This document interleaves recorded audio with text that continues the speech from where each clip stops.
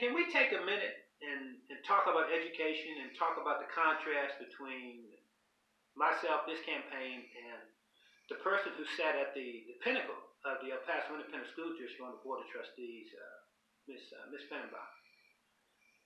We just purchased a ton of laptop computers for students, and I don't know the dollar figure, but I know as Everett McKinley Dirksen used to say, $1 million here and $1 million there, and after a while you're talking about some serious money. But we got games on those systems that are distracting students from the academic purpose that they were purchased to serve. And I spoke with Vince Sheffield, the Associate Superintendent for Administration, and I also talked to Joe Lopez, who is the Chief of Staff at the district, and I said, let's make sure that we have something in place at the dawn of the second semester to get those games off of the system. But I look at the financial investment, and I talked about that with the former president of the board, and I said, look at the textbooks that we bought just, I don't think, 2 academic years ago. I believe I got a dollar figure from a colleague saying we got about $7 million worth of textbooks just collecting dust on the shelf, because those laptop computers also have a component where you can go in and access the textbook online. You add that to the pay increases and attempting to justify pay increases to a superintendent who is seeing a hemorrhaging. We are losing students. Why would we pay an increased salary for a person whose responsibilities are being reduced?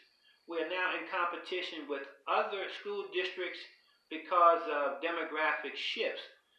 My notion or mindset would be that we not spend those kinds of dollars in salary increases, and there's an image issue that we need to be concerned about. The optics of approving such a pay increase almost equal to that of the President of the United States, and then in turn giving the impression that a political endorsement follows that.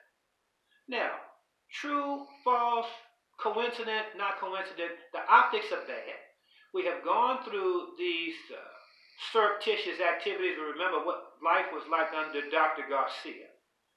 We do not need to repeat those kinds of things. We need people in office who are prudent about how the public checkbook is used, and to know that we were going to make purchases to the tune of whatever it costs us to buy those laptop computers, and 2 years before that have a stack in the tune of somewhere around $7 million, I think that's the figure, of textbooks just sitting on the shelf. The binding hasn't even been broken on a number of those. To me, that gesture shows fiscal irresponsibility, short-term instead of long-range thinking.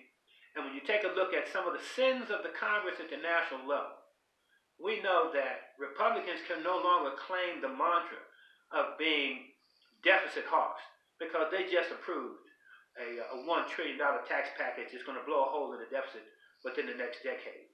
We need to have people who are smart fiscal managers who look after the public checkbook. Jerome Tilghman is that kind of guy, just looking for an opportunity to show you at the national level.